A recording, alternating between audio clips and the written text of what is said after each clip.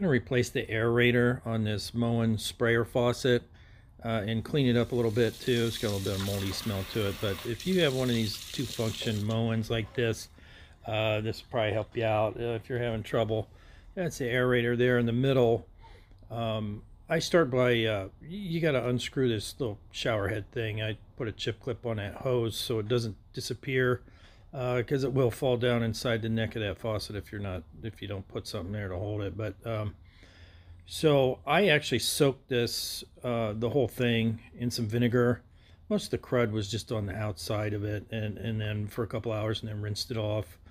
Here's the little kit I got from Neopearl. I'll have a link down in the description or under that more button if you want to take a look at that.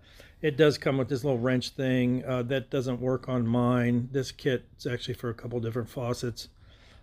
This is just a metal ruler. You could use a pair of scissors or a butter knife or something, but this little metal ruler works real good for this. So just unscrew it lefty-loosey, and then you'll see, watch you don't lose any of this stuff. That's the washer, and then that's a screen for the sprayer side of of the head there, and then inside you could see the that's the aerator. And this one, the screen, all busted up and whatnot. I think probably from the hard water. Water here is really hard, but this replacement, we'll just pop this, basically just pop it out and pop the new one in. And then you can take all these pieces parts now that you got it apart and soak them and clean them if you need to. But I just needed to get to this aerator piece.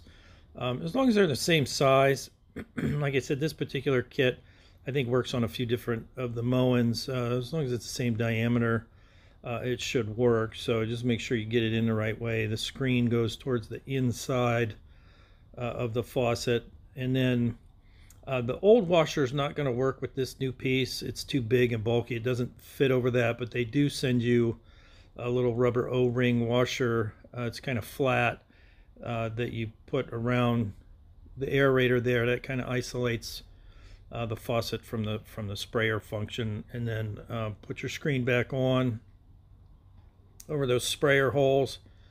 I'm not really sure what these screens actually do, but anyways, when you put it back together, make sure you're not cross-threading once you get it started, and then take your tool, whatever you're using, and just tighten it up till it won't go anymore. You don't have to, crank on it. Just tighten it till it won't go anymore, and that's it.